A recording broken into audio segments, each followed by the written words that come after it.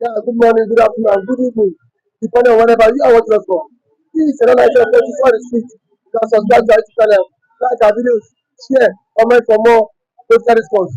You can subscribe to our YouTube channel, like our videos, share, comment for more political response. We've seen Obi has come out to tell whenever tinubu to release Mazi Nnamdi Kanu. He said release Mazi Nnamdi Kanu that it is high time Kanu should be released. And now he has said something. Who are those holding Mazi Nnamdi Kanu? Who are the people holding Mazi Nnamdi Kanu? Well, very quite interesting to know this beautiful morning, on the development of when the news broke out that Peter Obi of Labour Party issued a statement somewhere in one part of the country where he said it is time for Nnamdi Kanu to be released now. He said release Nnamdi Kanu now, and of course. That was also coming from an ultimatum given by the Niger Delta group. Let me use that word group. I don't want to use militancy, so that I still have some reservation, on the things I want to highlight on surrounding Nnamdi Kanu illegal detention on the platform that he was asking that his people to be given some level of freedom, and it becomes a treasonable offense on the side of the government, but not on the side of the masses. So, when Obi came up with that statement, if you have taken a proper rundown of what Peter Obi was trying to say, he highlighted a lot of things. He said one, that there's no rule of law. Two, that the court has given Nnamdi Kanu a bail, has granted Nnamdi Kanu bail, and the federal government did not honor it. That it looks as if, that the state is under siege. That is three. Four, he said that the federal government is trying to create a form of bias. There are a kind of bias on issues that has to do with Nnamdi Kanu, because they do not obey the court or the rule of law, they do not obey the court order, and Nnamdi Kanu is being seen, to be illegally kept in a custody, not even in a custody by DSS for close to 5 years now.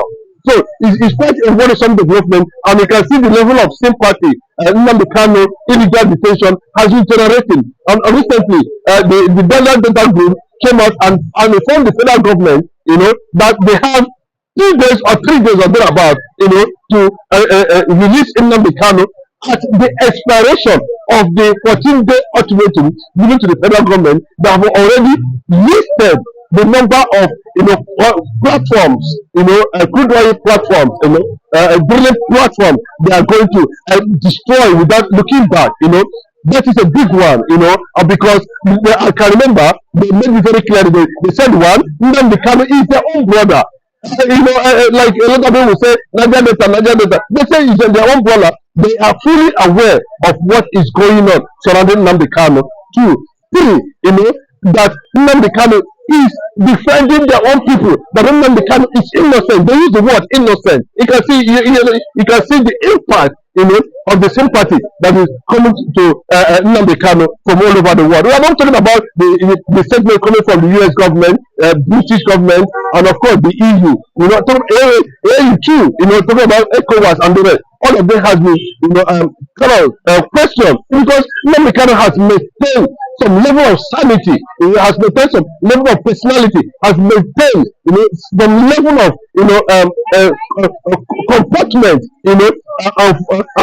totally focused on what the business of the day. And what is the business of the day? It's not about declaration of Biafra. It's not declaration of Biafra. It's about restoration of a nation, of a country that have existed for almost 4 years before they went into a constitutional ceasefire between the federal government of Nigeria and of course the Biafra. So at this point now, people are beginning to question what is the rationale behind the Nnamdi Kanu continued decision after court decision.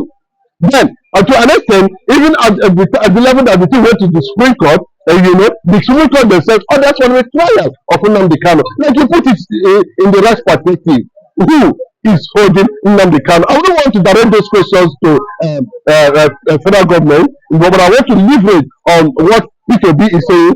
People are saying now, no, P2B would have, come out earlier before now to make that kind of statement, to question the continued detention of Nnamdi Kanu. Why is he saying it now? I'm trying to understand that this is government that's involved, and at a level, government have exhausted, every channel they wanted to use against Nnamdi Kanu. It was not successful. They have pushed so many charges against Nnamdi Kanu. It was not successful. So it looks like, they can, federal government knew very well they cannot be able to win Nnamdi Kanu in their own courts, and they are opting for, of course, political solution. I want the political solution, like it was initiated by the judge, Binta called himself, taking extracts from the appeal court, section 17, the act of the appeal court, section 17,